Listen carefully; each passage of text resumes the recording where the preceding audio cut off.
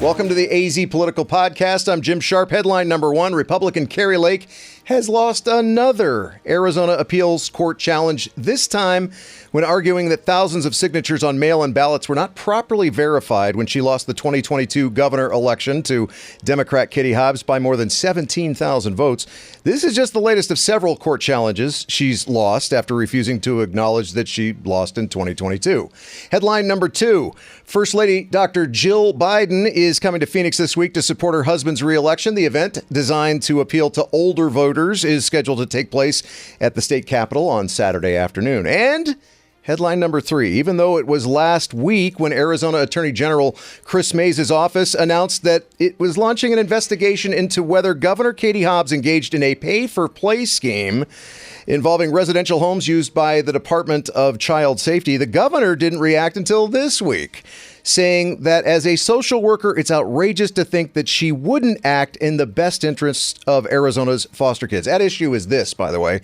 At a time when DCS is ramping down the use of foster homes, Sunshine Residential Homes received significant rate hikes after making donations totaling $400,000 to Democratic Governor Katie Hobbs' inauguration and the Arizona Democratic Party.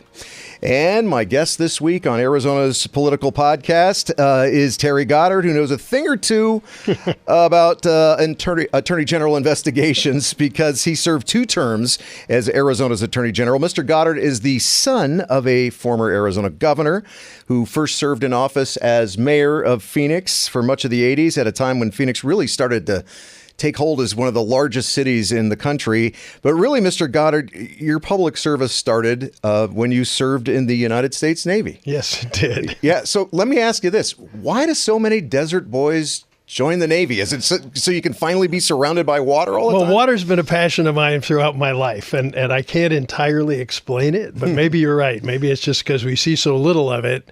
When you have the opportunity, you go out and really get engaged, and the Navy allowed me to do that. That's awesome. We'll talk more about water, by the way, in just a bit, too. But during your time as Attorney General, you launched investigations against other office holders, including a fellow statewide office holder. Is that the stuff of nightmares for attorneys general, especially when you consider that Hobbs and Mays are both from the same party, the Democratic Party?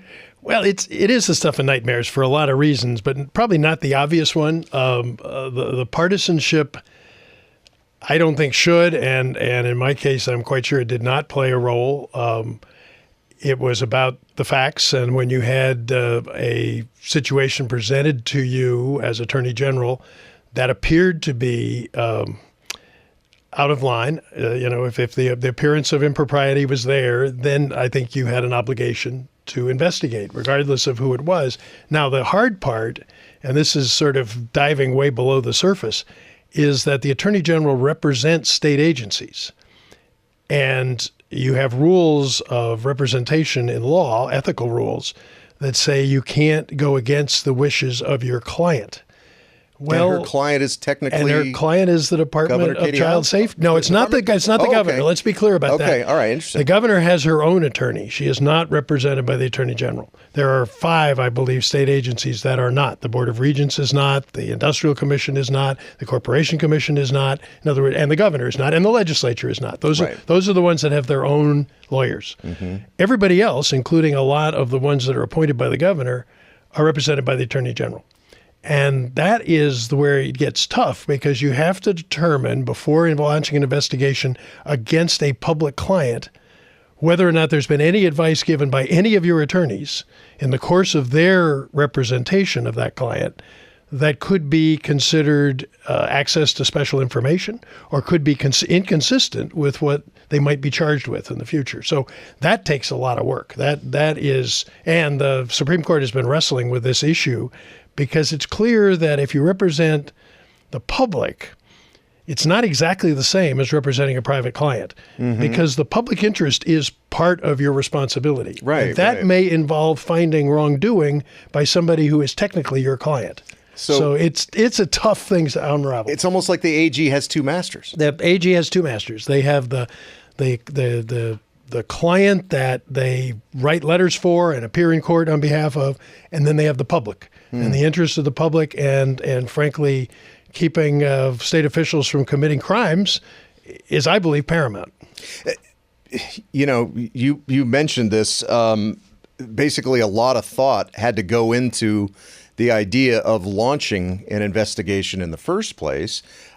So do you think that there's more than just the appearance of possible impropriety here, or let me ask it this way. I don't have that kind of powers. No, does the AG almost need to do a minor investigation first to decide whether or not to launch an actual investigation? Good question, but I don't think time permits that. I think what the AG has to be guided by is, first, are there any obvious conflicts with the client, with the person being investigated or the agency being investigated? That has to be done in lightning speed. And then the appearance is what starts the investigation. Obviously, the appearance is not the end game. You have to find out, okay, what's behind this? Why were these contributions made? Was there any quid pro quo? There seems to be one, but maybe there's a whole different independent decision that affected the sunshine increase. I don't know. Yeah. But those are the kind of things that come out in an investigation. And investigations are healthy. And I believe what I've seen from the governor has been, to welcome it, at least until recently. To say, yes, we've got no problems, nothing to hide, come in, and that will exonerate us. And that's certainly a possible result. I think it's wrong to claim, though, that big donors and partisan orientation affect Attorney General Mays. She's one of the most independent people I've ever known. Yeah. And she's going to do exactly what she thinks she ought to do. But she is still an elected official, and she does need the help of the Democratic Party to get reelected if that's what's in her future. And so she may have some people chattering in her ear like, oh, do you really want to go after Governor Hobbs? The chattering class is probably well represented, but, it would, and I don't envy her position right now because I'm sure they're chattering a lot, but the more important problem, and it's one I had to wrestle with a sometimes hostile governor, was the governor controls the budget of the Attorney General's office. Right. And could technically zero them out. So there is it's not the partisan balance. It's not the potential political contributors that are first and foremost in people's mind. It's the fact that between the legislature and the governor, the AG's budget is at risk. If you were still in office and this situation came up, does it look bad enough that you would say, yeah, I think we should investigate? Yeah, it does. Yeah. I mean, I think what I've read, and it's only the headlines, give the public a uneasy feeling. And then I think it's the responsibility of law enforcement to step in and say, either these are true or it's a misconclusion, and here's what the facts are. But even if there is no actual impropriety going on, there was no actual quid pro quo, still you might be able to make the case that this was not very politically astute. Oh, yeah, you can make that, but that's not criminal. Right, totally. I'm sorry. Yeah. Maybe it should be, but it's not. I've got an example. I don't know if we have time for it. Sure. But when I was AG, there was a very serious charge of election impropriety in Pima County. And frankly, all of the smoke was there. The one of the employees of the recorder's office had taken the early vote totals home with him in a laptop computer. Oops. Ooh, yeah, 10 days before the election. Then there were two or three other things, including pornography on the what supposedly scrubbed computer that was taking down the election numbers. Oh, my gosh. So there were some mistakes made. I mean, serious mistakes. And the possibility that the election had been tampered with was raised. And based on that, based on the smoke, we seized all of the records. We brought them here to Phoenix. We did a hand count. It confirmed that it had been done honestly and above board, and everything, I think, came within 3 votes of the machine total that they had originally. So there was no impropriety. The election was clean. But I think we needed that investigation to show that it was true, instead of just sort of ignoring the fact that a lot of smoke had been generated. And I think, again, it's law enforcement's job quickly and openly to find the true answer. Let's go back to when you actually investigated, as I mentioned earlier, a statewide office holder. How did that go? And even politics completely aside, that's got to be a pretty tough job. It was painful in the extreme. In this case, it was the state treasurer, somebody that we do a lot of work for in the Attorney General's office, investigating and prosecuting people who haven't paid their taxes, for one thing. Right. And the AG's office gets either 25% or 30% of the total when they get those bad debts collected. Oh, really? So it's one of the sources of income for the office. And the last part was I really liked the guy. He was just a stand-up, wonderful person, but he had misstated his official documentation on the website. Every year, public officials have to say where their sources of income are and what their investments are. Mm-hmm. It's a relatively innocuous form, but it has to be filed. And he left off a fairly significant source of income. And it apparently wasn't a mistake. I mean, he started to say that, but eventually we did charge him, and eventually he was sentenced. And we recommend leniency in the sentence. And his successor immediately said, well, the only reason you recommended leniency was because you needed that source of income and he was helping you out on the back end.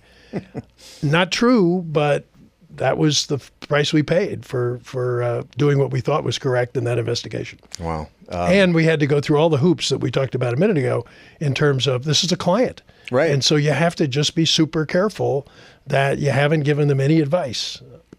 Wow. That would contradict what you're ultimately telling them is wrong. In this case, we had not given them advice, our lawyers had not given them advice about how to fill out that form.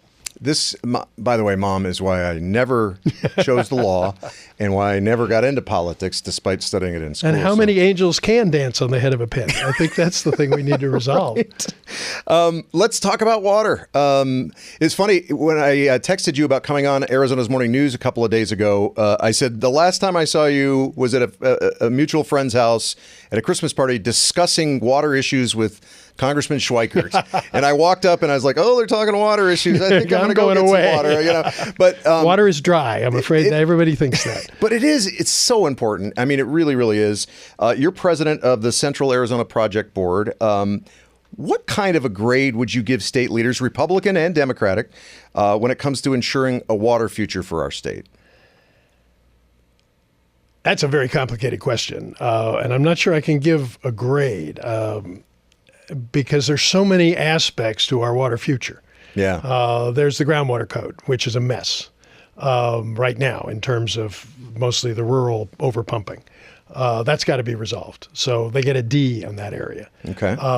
There's our Colorado River supply, which is what I'm concerned about and involved in every day. And it's at risk.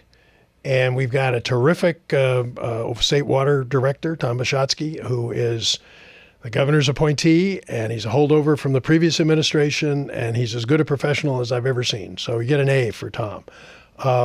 But we've got a very serious situation in that Arizona, the CAP, Central Arizona in particular, which I represent, has the lowest priority on the river based upon the deal that was made back in 1968 to get the Central Arizona Project built in the first place. Yeah. They had to make a deal with California, and the deal was the Central Arizona Project would go dry before a single drop of Colorado entitled water got used on a shortage.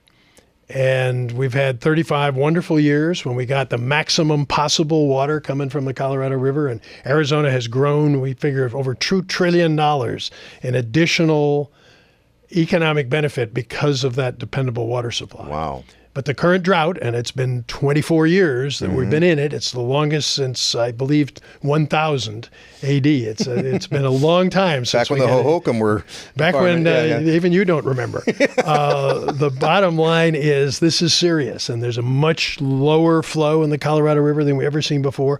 And Arizona's got to get together, and this is where we're getting a C- or maybe a D grade, because Arizona hasn't really figured out what our state position is going to be, how we're going to handle the cuts if they come, and how we're going to present a unified position to the other states. Right now, we're technically in favor of the lower basin position, But there are other state entities, including the city of Phoenix, the Gila River Indian community, who have other ideas. So we're not unified. Right. And frankly, that hurts our bargaining position. Congressman Greg Stanton told me a couple of days ago that he doesn't really view California as the biggest problem. Ain't that a surprise? It's the upper states like Colorado. Let me try very hard to be fair here, but it is tough. I grew up in a family that hated California for water issues, believed that they were the devil, and that we never could trust them. Right. And today we are arm in arm with California. They have agreed. I said that the deal back in Congress was that they didn't have to give up a drop until CAP went to zero. They have made a deal now with Arizona and Nevada and put it on the table. It's official. That basically says they will share the 1.5 million acre feet of what we call system losses, which is the evaporation and what leaks out of the canals and the lakes. They didn't have to do that legally, but they agreed to put in not as much as Arizona's putting in, but put in a substantial amount of water to take care of that system loss. Legally, they didn't have to do it. I think morally and in terms of our mutual interests, they did. But that's a whole different argument. Now, the upper basin, where we have had many good friends in the past, have now said we don't have to release any water to the lower basin. We can keep it all in Lake Powell and the other reservoirs that are north of Lake Powell. And we really don't care. We think you've been wasting water.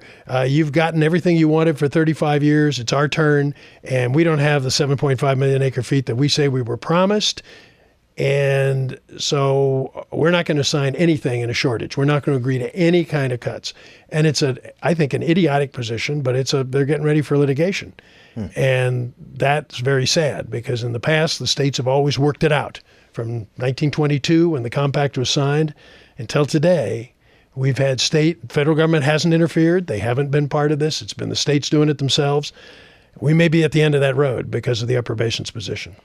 You know, for probably completely unfair reasons, I graduated from Page High School. I would like to see Lake Powell get a little more water and keep a little more water, but that's another story. Well, Page gets its due in the current settlement that's been reached with the Navajo Nation and the Hopi tribe. Page gets 4,000 acre feet of water as part of that deal. Wow, you know all about this, don't you? I spend a lot of time on this. These figures just bounce around in your head constantly. Yeah. Let's talk real quickly. Page High School. I didn't know that. Yeah, Page High School. Is desalinization still like this far off idea? Is it the stuff of science fiction, or is it going to happen in my lifetime? Well, it is happening. San Diego. I mean, for Arizona. Well, it is happening in Israel. It is happening in San Diego. It is happening in one or two other spots in California. I wouldn't hold my breath if I were you, but I don't think, and this is our CAP position, we can't afford to ignore any reliable source of water. The Colorado is much less than it was. And regardless of how these negotiations end up, we're going to need something to augment. We're already taking a 1/3 cut of what historically we have gotten through the CAP. 512,000 acre feet aren't flowing in that canal today that were there 2 years ago. That's a big hit. Pinal County farming has basically been extinguished because they don't get CAP water anymore. They've got some groundwater, but it's a much lower and a much more dismal future than they had before. So we've paid a huge price, and no question about it. Desal may be part. I don't think at the current technology it is, because it comes out to over $3,000 an acre foot. And an acre foot, by the way, is what we talk about. That's 333,000 gallons of water. It's a lot of water. Yeah. But I think we're probably, with additional solar technology and with perhaps some improvements in the reverse osmosis program, we may be able to find a more efficient way. But today, to pay that amount is, I think, absurd. But it's a long lead time. You know, you've got to find the spots on the Gulf. You've got to find the permission of the Mexican government. Right. You've got to be able to figure out who's going to get first claim and who's going to pay for it. And that needs to be at least theoretically worked on. We're working on the sites right now with Mexico.